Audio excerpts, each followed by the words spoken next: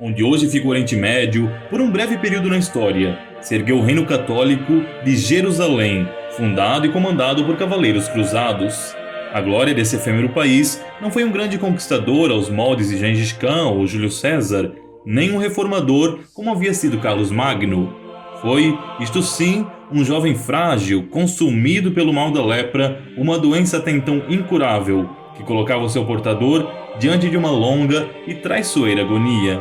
Me refiro ao rei leproso Balduíno IV de Jerusalém, um personagem heróico, atemporal, pintado com as cores vivas de sua época. Infelizmente, esse grande monarca é pouco retratado pela cultura e pela historiografia, dada a brevidade do seu reinado e por ter dividido o mesmo tempo com acontecimentos e personagens muito mais grandiosos. Mas nesse vídeo, traremos um pouco de luz sobre sua história interessantíssima. Então já deixe o seu like e se inscreva no canal. Mas sem mais delongas, vamos ao que interessa.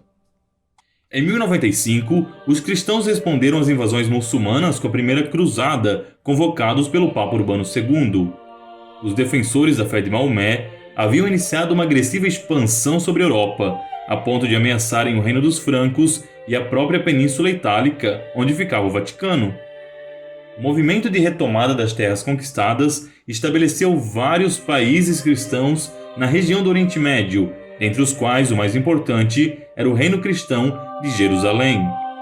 Balduíno IV, junto com sua irmã, a princesa Sibila, eram os dois filhos do rei Amaurico I com uma nobre de nome Courtney.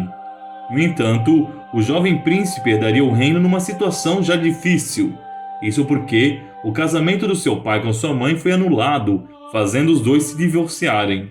Se não bastasse, Amaurico morreu enquanto Balduíno ainda era uma criança, colocando Jerusalém nas mãos de uma regência que acabou dividindo o já frágil reino em facções e famílias rivais. Ao mesmo tempo, exteriormente, a ameaça muçulmana se avizinhava mais uma vez, com o poderoso sultão Saladino unificando os maometanos em grandes hostes e planejando reconquistar os territórios que os cruzados haviam tomado.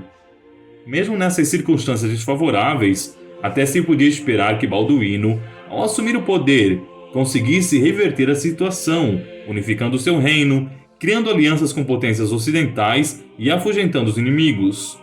Mas o destino ainda reservava uma ingrata surpresa para o jovem príncipe, o famigerado mal da lepra. Tudo começou quando o tutor de Balduíno, Guilherme de Tiro, percebeu que, ao contrário dos outros rapazes, o jovem príncipe não reclamava de dor e nem parecia se machucar nas brincadeiras selvagens praticadas pelos meninos. Intrigado com a situação, questionou-o de por que não reclamava e nem se importava ao sofrer alguma lesão. Balduíno respondeu que nada daquilo lhe machucava e que ele não sentia dor alguma. Isso alarmou Guilherme, pois a lepra costuma amortecer o tato, fazendo com que a pele fique insensível ao toque. Após alguns testes, veio a terrível confirmação. Balduíno era um príncipe leproso, uma espécie de contrariedade viva. Não havia nada a ser feito, nem sequer algo que pudesse evitar a progressão da doença. A lepra era algo terrível, que matava lentamente o seu portador, lhe corroendo a carne, os nervos e os ossos numa longa batalha. O jovem príncipe amadureceu rapidamente, impelido pelas próprias circunstâncias. Adquiriu também uma fé e uma força inimagináveis, capazes de fazê-lo, já nos últimos anos de vida, ainda se levantar da cama e participar de batalhas. Com menos de 15 anos, ingressou na sua primeira grande campanha, derrotando os exércitos muçulmanos que avançavam sobre o condado de Trípoli, uma nação cristã vizinha e amiga. É possível supor que ainda gozasse de certo vigor físico, tendo em vista a energia que empregava nessa época. Construiu fortalezas, reforçou o exército e tratou de casar a sua irmã Sibila com Guilherme Longa Espada, um nobre europeu influente que lhe traria benefícios tanto financeiros quanto em contingentes militares, tão necessários que eram para a sobrevivência dos cristãos naquelas terras hostis. Neste mesmo período, o conde Filipe da Alsácia visitou Jerusalém com hostes e soldado, prometendo colocá-los à disposição de Balduíno. O rei aproveitou desses novos aliados e procurou unir-se com Constantinopla para atacar o sultão Saladino no Egito. Tudo parecia certo quando Felipe se tornou um visitante incômodo, passando a exigir que Balduíno casasse seus parentes com vassalos seus, de forma que pudesse herdar o reino quando o rei leproso morresse. Graças à lepra, interesses escusos pareciam aflorar entre os nobres que cercavam Balduíno, pois todos sabiam que ele morreria cedo e sem herdeiros.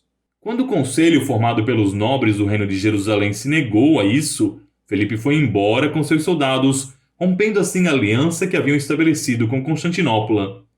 O destino, em sua crueldade, fez também morrer o marido de Sibila, após apenas 3 meses de matrimônio.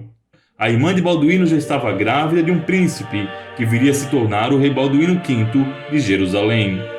Vendo que um dos aliados do rei estava morto e que o outro havia abandonado, os muçulmanos passaram a conquistar rápidas e consideráveis vitórias, tomando fortalezas e cidades cristãs. Embora Saladino se mostrasse por vezes complacente com seus inimigos, ele costumava tratar os cristãos ocidentais, e em especial os cruzados, com certa dose de crueldade. Uma das lutas mais marcantes desse período foi a Batalha de Ascalon, quando muçulmanos tomaram a cidade de mesmo nome. O rei cristão, temendo por estar num número muito menor, pegou consigo a relíquia da Santa Cruz, que era venerada no Oriente Médio de então, e marchou contra o exército inimigo.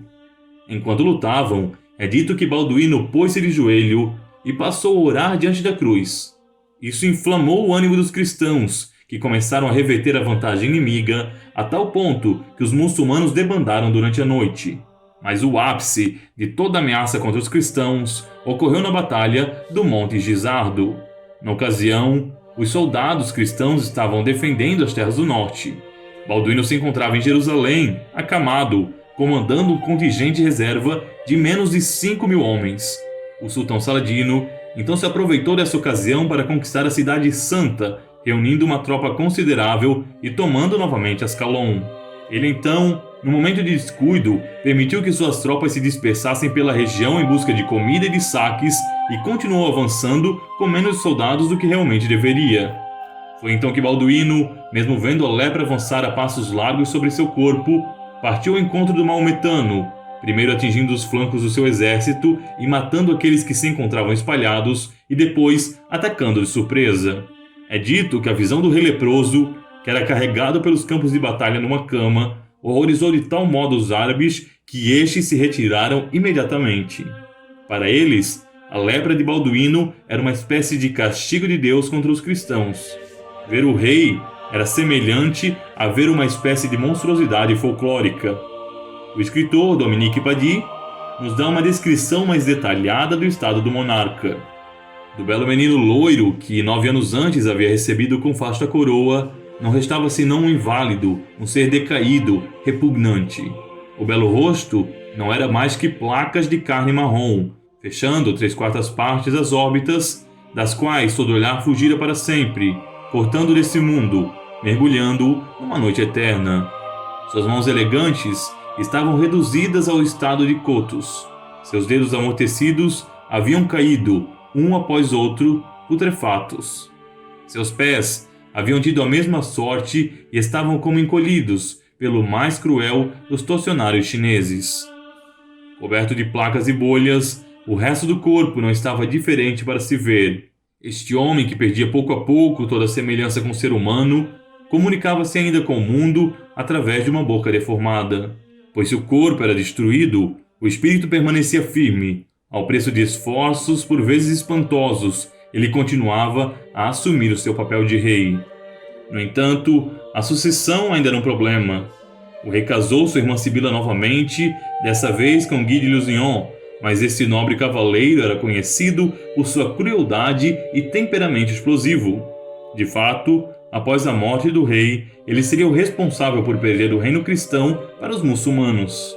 O rei leproso ainda assim o tolerava. Isso até que Guy de Lusignan se negou a atacar os muçulmanos.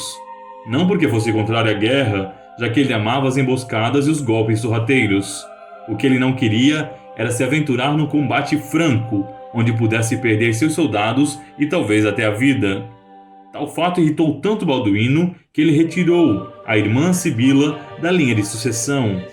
Vendo suas forças se aproximarem do fim, coroou seu sobrinho como um outro co-governante, de forma que ninguém lhe pudesse tirar o trono em prol de disputas internas.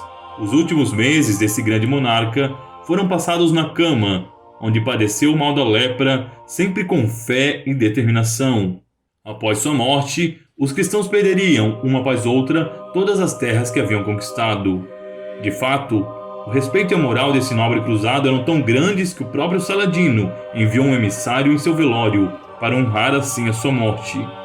Balduíno é, como dizemos, pouco retratado, mas pertence àquele rol de homens fortes, intrépidos, capazes de colocar a vida de lado em prol da causa que defendem. Certamente equiparável, se não maior, com o rei São Luís da França e com Ricardo, o coração de leão, com quem dividiu essa parte da história. Balduíno só não é mais recordado por fazer parte do Império Fugaz, que entrou em declínio e foi derrotado pelos árabes antes mesmo que pudesse se consolidar. Não deixou grandes escritos nem obras megalomaníacas, mas o legado de sua determinação parece uma espécie de joia a refulgir nas areias do tempo.